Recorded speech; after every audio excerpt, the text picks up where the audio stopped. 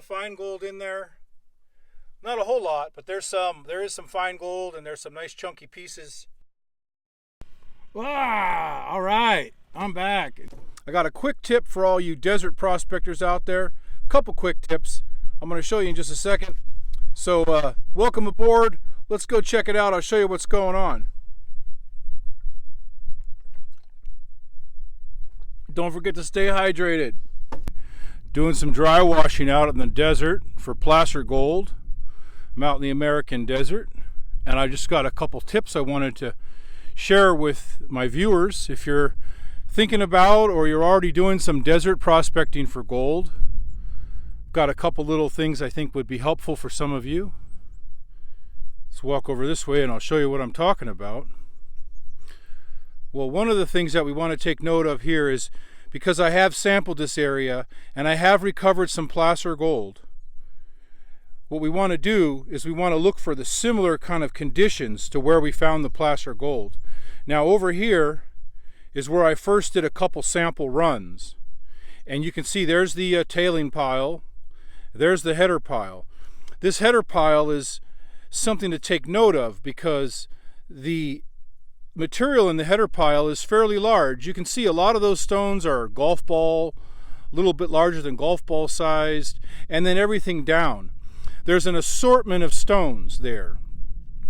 Everything from very, very tiny stones up to, you know, about the size of a baseball.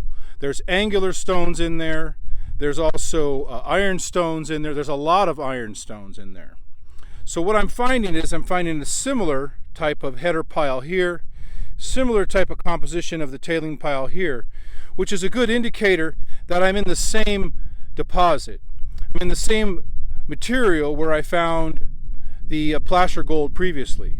So that's one of my points here that I wanted to make, is that if you found placer gold in a layer or at a level that was this consistency of material, in this case it's a unsorted or an assorted group of rocks, everything from fine up to baseball sized rocks or larger, that's a good indication that the material has not been worked previously, because it would be all small material or it would be all large material. So this is an assortment of what I believe is original material that has not been worked before. And I did find placer gold in it, so when I'm working next to it or up from it or on the other side of it, I want to be looking for the same type of material. So that's one point I wanted to make here. The other point I wanted to show you is that this is the most recent excavation right here, and just like in wet areas in the mountains when you're dealing with placer gold, a real good indicator that I go by is the roots.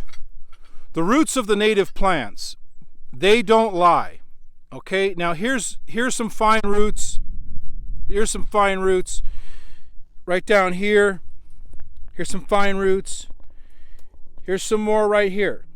Now these roots, just like in the mountains, just like in other in riparian areas where there's a lot of water, the roots don't lie. The roots are going to travel along the bedrock, whatever the bedrock is. This is actually really not bedrock. It's a harder layer. It may be called caliche. Not exactly sure, but it looks like a caliche type to me.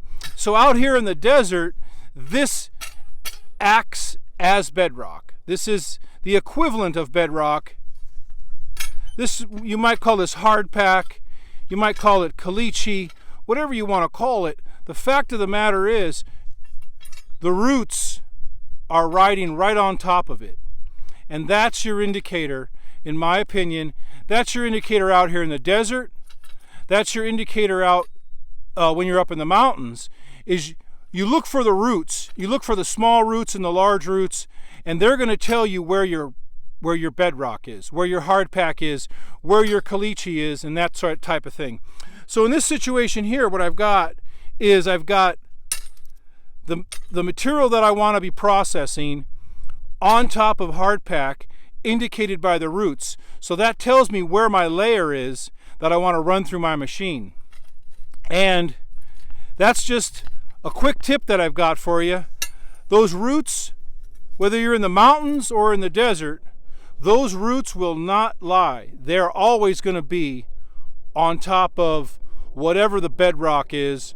In this case, out in the desert, it's not really rock, it's just a hard layer, an impermeable, a somewhat impermeable layer of hard pack. In this case, I think it's called caliche. But whatever the case may be, you can always trust in those roots, guys.